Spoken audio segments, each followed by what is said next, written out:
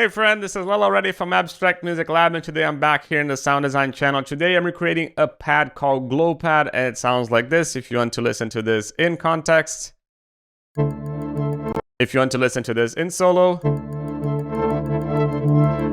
with the MIDI so you can check everything.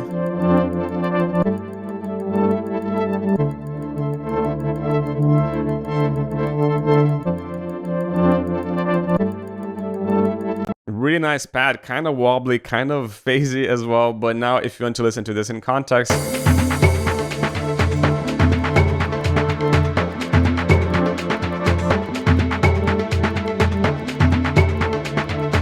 really amazing for backgrounds. And if you want to get it, you can get it over here in the description below in the Serum 2 Afro House pack that you can find at Production Music Live's website. But now let's get started with the sound design and let's get started with this tutorial. So we're going to initialize Serum.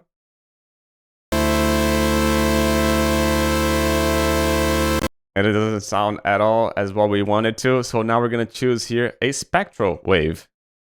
We don't hear anything because we have to select what kind of spectral wave. We're going to use a bowed and we're going to use a double vibrato. And that's about it. Now, first we have to select this into a forward and backward loop.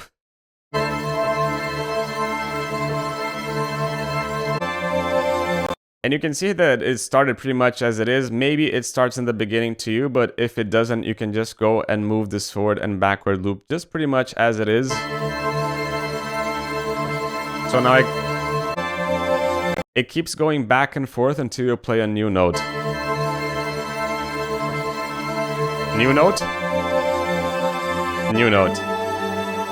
So you can see that it restarts, but then it keeps in this loop going forward and backward. The scan is going to go to 35%. And you can see that the scan is the speed of this. If you go with a higher scan, it just goes higher. If you go with a negative scan, it just goes backward. But since we don't have any sound backward, it starts from the back.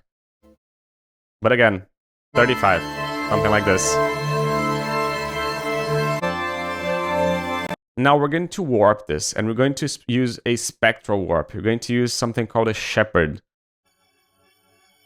Listen how weird it sounds already.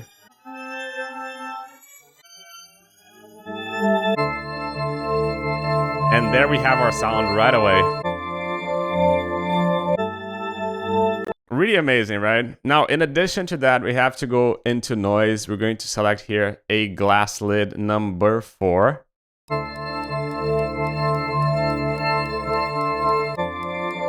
And this is going to remain as a loop, so not as a one shot, as a loop. The pitch is going to go a bit up. And the level a bit down.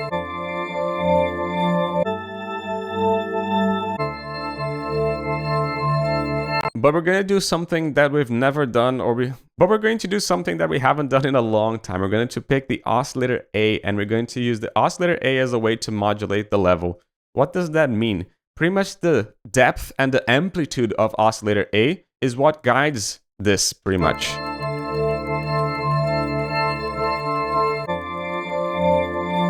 So the bigger the wavetable gets in terms of amplitude, the bigger we have over here in level as well.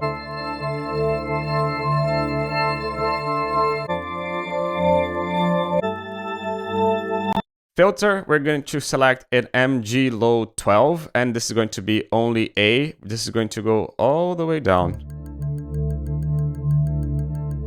But why? We're going to pick again oscillator A and put this a bit down. So you can see how this creates this wobbliness of the sound.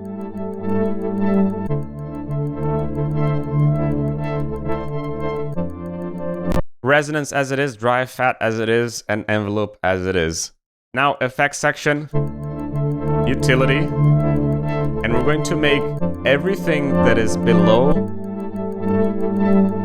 a frequency, we're going to make it mono. But now this low end frequency is mono. EQ, and we're only selecting here a low cut, low Q, so we don't want as much of this, and we don't want as much frequency as well. Somewhere like this. Delay. Now we're going to select here a delay, and we're going to use here a normal 1/4. I'm just going to intensify just so you can hear it. You can hear the delay is pretty much in the center, but this is going to go just a tad. And we're putting the frequency a bit up and the Q a bit down. So this means that we only delay these high-end frequencies and avoid the low-end frequencies delay as well. Now we're going to select here a hall reverb. A bit higher up in the wet. A bit less low frequencies. We're going to tame a little bit of the low frequencies in the reverb.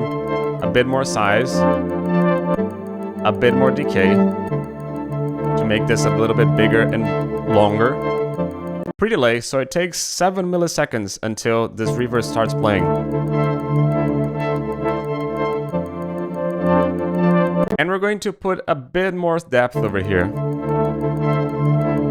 which is kind of like a chorus modulation in the reverb.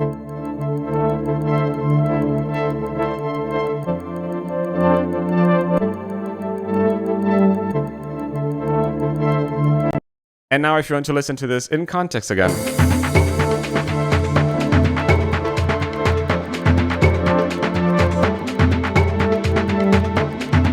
Really cool sound, right? And if you want to make this even further, you can go here and change the sound.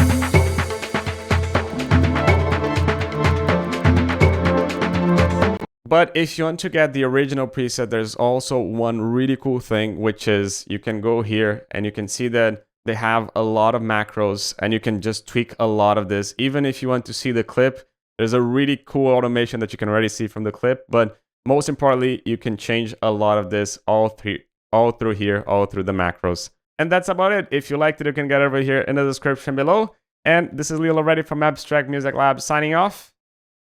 Ciao.